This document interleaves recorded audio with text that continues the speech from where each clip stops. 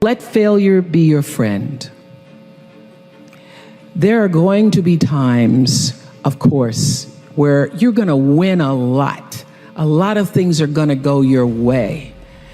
And it's wonderful to bask in that adulation and to feel proud of your successes. But there are also going to be times, the satisfaction that those moments bring, nothing can compare to that. Those victories will feed you for years to come and help you stay committed when your tank is sometimes empty. Winning is great. It's fantastic. I love it. I love being number one. I love winning. But it's the times when things go wrong, when you fall or fail, that you're actually going to learn the most about yourself.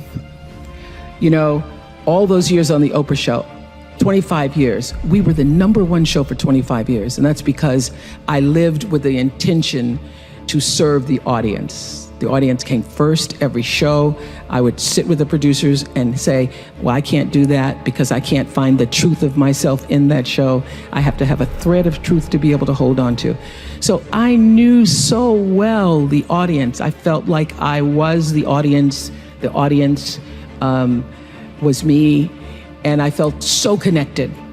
And then I ended that and started a new network. And I flailed for a while. And I was really upset with myself.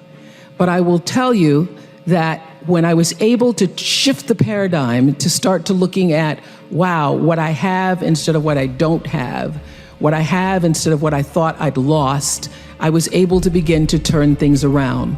But it's those moments of being of uncertainty. It's the moments where, you know, all of my mistakes show up on the evening news. You can make a mistake. I can tell if I've done something wrong. It's on the CNN crawl. I can read about it. But learning from the moments where things weren't going so great, being able to get still, to connect with that which I know is God, the force, the power greater than myself, and to come back and realize that in order to move forward, you move forward by taking the next right step. You don't have to know everything to do. You don't have to know all the steps to make. Just what is the next right move. It's true, you can't personally stop anybody from walking into a school with an assault rifle, nor can you single-handedly ensure that the rights that your mothers and your grandmothers fought so hard for will be preserved for the daughters that you may someday have. And it'll take more than you alone to pull 40 million Americans out of poverty. But who will you be if you don't care enough to try? And what mountains could we move, I think? What gridlock could we eradicate if we were to join forces and work together in service of something greater than ourselves? You know, my deepest satisfaction and my biggest rewards have come from exactly that. Pick a problem. Any problem, and do something about it, because to somebody who's hurting, something is everything. As you're trying to figure out, what do I do? How should I do it? First of all, I will say this, that when you don't know what to do, my girls have heard this over 100 times. When you don't know what to do, you do nothing. You get still until you do know. Because when you have to ask everybody else, should I do this, should I, and that's whether it's buying a pair of shoes or going with a guy, buying a house, taking a job, should I? When you have to ask everybody else, it means you don't really know the answer fully yourself. So you get still, be still, and know the answer will come. I had a job until I could figure out what it was really, what that gave my life its purpose and meaning. And I'd gotten demoted in my job in Baltimore as an anchor woman because as they hired me and then they decided I was the wrong color and I was the wrong size and I was the wrong, you know, I had lots of problems and they were trying to take me off the air. And I was making $22,000 a year. I thought I was in heaven because I was making my age. And my dream at the time was, Gail and I used to say, can you imagine if you're 40 and you're making 40,000? Ooh, that'd be it. So, that was as big as my dream was, just to make my age. And then I did this, they put me on a talk show one morning because they didn't know what to do with me. And I was interviewing the Carvel Ice Cream Man. It was a local talk show, and Benny from, Benny, who was Mrs. Chancellor's butler or something on All My Children. Anyway, a soap opera star who wasn't the lead star. Remember Benny?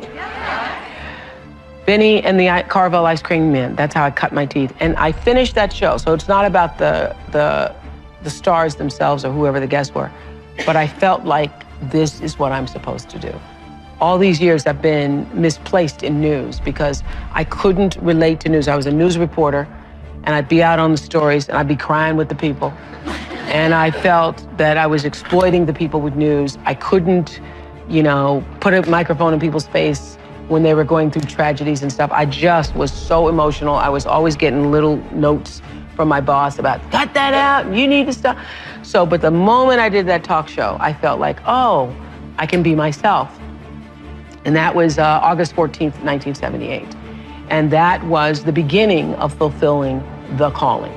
And so since that time, August 14th, 1978, I've never had a problem with energy. Now, when I was working in news, I used to be exhausted all the time. Just exhausted all the time because I hated it. And the reason I didn't quit is because I'm not a quitter, number one. And because my father was like, better not quit that job. You're making $22,000 a year. Who's gonna pay a black woman $22,000 a year? You're never gonna make that kind of money again. You better save half of it. So I was reluctant to quit and think about doing something else because I thought, okay, everybody wants to be an anchor woman. At the time, that was like supposedly a big deal, being an anchor woman. So I thought, okay, I'll just stay with this until I can figure out what is the best thing to do. And interestingly enough, I was applying for what I wanted to do. I felt like I needed to be able to talk. And at the time, the only thing that was available was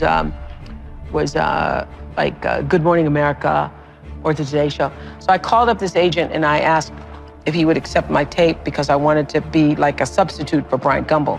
And he said to me, there was only gonna be one Bryant Gumbel. And so there wasn't gonna be another one, that they weren't gonna another black person on that show. He said that to me.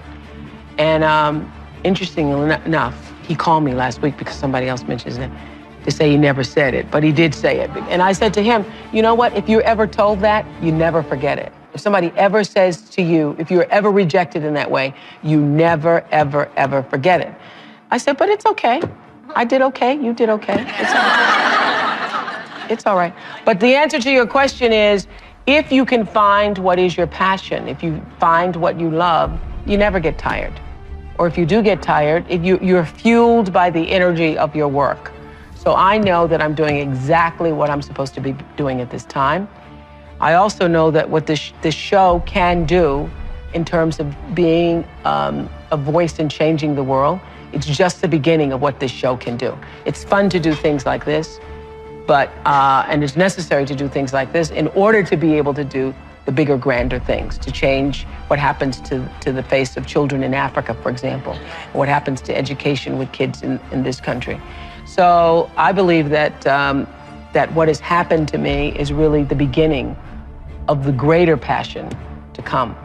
But if you find out what you're supposed to do, and you know what you're supposed to do by how it feels. You know, people wait on the voice of God to be the Moses in the burning bush. I think that was only Bible talk, you know, because he doesn't come to burning bushes for people. He comes through your heart. He speaks through your heart, through your feelings. And so you know if you're doing the right thing, if it feels like it's right to you.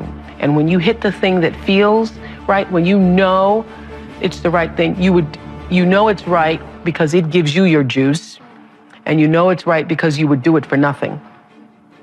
You would do it for nothing and find a way to be able just to do it in order to be able to continue. That's how you know you're doing what you're supposed to be doing. Empowerment is authority. It is a signed permission slip to actually seize the day. It's the process of getting stronger and more confident and more engaged. And to be empowered is to move through the world without any kind of fear or any kind of apology. And with these gifts comes an even deeper privilege, I believe, and that is the ability to take charge of your own life, to own yourself, and claim your rights. And here's what I know for sure, that to whom much is given, much is expected.